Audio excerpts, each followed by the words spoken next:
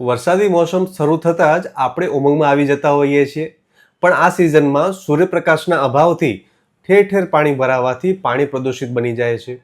આવું પાણી જો આપણે પીવાના ઉપયોગમાં લેવામાં આવે તો ઝાડા, ઉલટી, તાવ કે કોલેરા જેવા રોગ પણ થવા લાગે છે. હાલે જ કચ્છના માંડવી શહેરને કોલેરાગ્રસ્ત જાહેર કરવામાં આવેલો છે. શું આપ જાણો છો કે વરસાદની ઋતુમાં બીમાર ના પડવા માટે કઈ બાબતોની કાળજી રાખવી જોઈએ?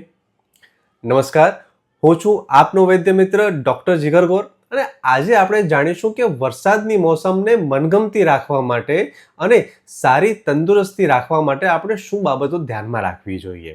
અને હા, આપ અમારી ચેનલ પર નવા છો તો આવી માહિતીસભર આયુર્વેદ હેલ્થ ટિપ્સ મેળવવા માટે ચેનલને સબસ્ક્રાઇબ પણ કરી શકો છો. કોલેરા જેવા દૂષિત પાણીથી થતા રોગોને રોકવામાં સારી સ્વચ્છતાની જાળવણી, પાણીને દૂષિત થતું અટકાવી રાખવાની પદ્ધતિઓ અને યોગ્ય સ્વચ્છતા એટલે કે હાઇજીન સુનિશ્ચિત કરવાનો સમાવેશ થાય છે. વરસાદી ઋતુમાં થતા દૂષિત પાણીથી થતા રોગોને રોકવા માટે અહીં આપણે કેટલીક વ્યવહારુ ટિપ્સની ચર્ચા કરીશું. એમાંથી સૌથી પ્રથમ આવે છે સુરક્ષિત પીવાના પાણીની ખાતરી કરવી જોઈએ. પાણી પીતા પહેલાં ઓછામાં ઓછી 1 મિનિટ અથવા તો 100 ડિગ્રી પર પાણી ઉકાળી પછી ઠંડુ કરીને તેને પીવું જોઈએ. પાણી શુદ્ધિકરણ માટે ગોળીઓ, ક્લોરીન અથવા તો યોગ્ય વોટર ફિલ્ટરનો ઉપયોગ કરવો જોઈએ. અને વોટર ફિલ્ટર યોગ્ય રીતે કાર્ય કરી રહ્યું છે કે નહીં એ પણ આપણે તપાસવું જોઈએ અને ફિલ્ટરના પાણીને પણ ઉકાળીને પીવાનું રાખવું વધારે હિતાવહ રહેશે. જે પાણીના સોર્સની ખબર ના હોય એવું પાણી જેવી તેવી જગ્યાએથી પીવું ના જોઈએ.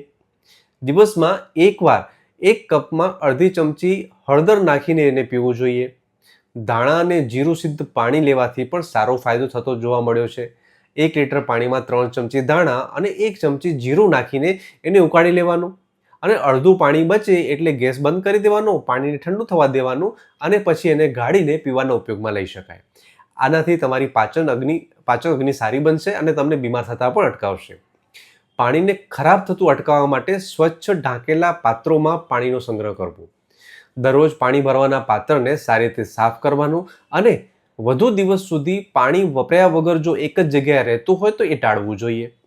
ઘરની અગાસી કે બિન વપરાશની વસ્તુઓમાં વરસાદી પાણી જમા થતું અટકાવવું જોઈએ અને જો જમા થતું હોય તો પાણીનો નિકાલ કરવો પણ અહીં જરૂરી બને છે. બીજા નંબરનો પોઈન્ટ આવે છે યોગ્ય સ્વચ્છતાની જાળવણી કરવી.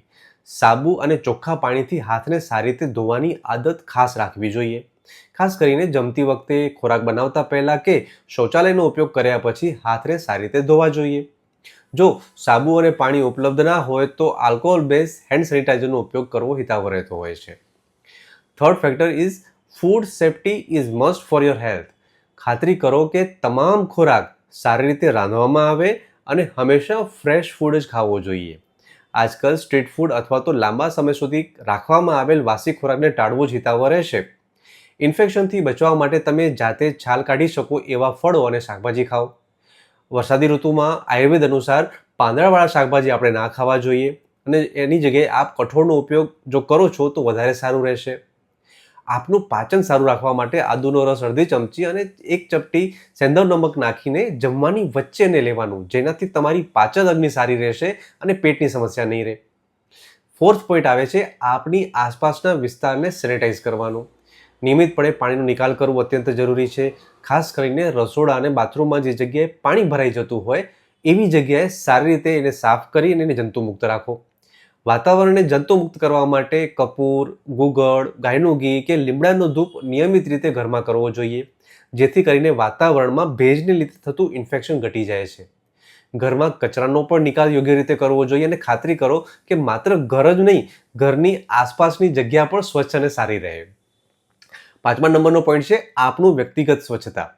નિયમિત રીતે સ્નાન કરવું જોઈએ, પાણીમાં લીમડાનો પ્રયોગ કરવો જોઈએ. દૂષિત હોઈ શકે એવા પાણીમાં તરવું કે નાહવું નહીં. જાહેરમાં ઉપલબ્ધ નાહવાની જગ્યા કે સ્વિમિંગ પુલમાં હાલ પૂરતું જવાનું ટાળવું હિતાવહ રહેશે. 6થો પોઈન્ટ ખૂબ અગત્યનો છે સીક એક્સપર્ટ એડવાઇસ. જો સ્વાસ્થ્ય વિષયક શંકા હોય, તાવ, ઝાડા, ઉલટી કે પેટમાં દુખાવો રહેતો હોય અથવા તો અન્ય કોઈ લક્ષણ દેખાય તો બેદરકાર ના રહેવું અને પોતાની જાતે તો દવાઓની સારવાર જરા બી ના કરવી. આ સમયે યોગ્ય આયુર્વેદ તબીબની સલાહ લઈ, એમનું કન્સલ્ટેશન લઈ અને ઔષધિ ઉપચાર કરવા જરૂરી બનતા હોય છે. પાણીથી થતા રોગોની સમસ્યા તો જ માથું ઉચકે જો વરસાદી ઋતુમાં સ્વચ્છતાના નિયમો ઘરમાં કે જાહેરમાં આપણે યોગ્ય રીતે ના રાખતા હોઈએ. તેથી જ સ્વયંશિસ્ત રહીને આવી સમસ્યા સામે લડવું યોગ્ય રહેશે. આથી અહીં બતાવેલ નિયમોને તેમજ વર્ષા ઋતુચર્યાના આયુર્વેદ નિયમોનું પાલન કરીને આપણી વરસાદની ઋતુને સ્વસ્થ ઋતુ બનાવી શકીએ છીએ. જો આપને માહિતી ગમી હોય તો તેને લાઈક કરજો અને આવી જ હેલ્થ ટિપ્સ મેળવવા માટે અમારી ચેનલને આપ સબસ્ક્રાઇબ કરી શકો છો.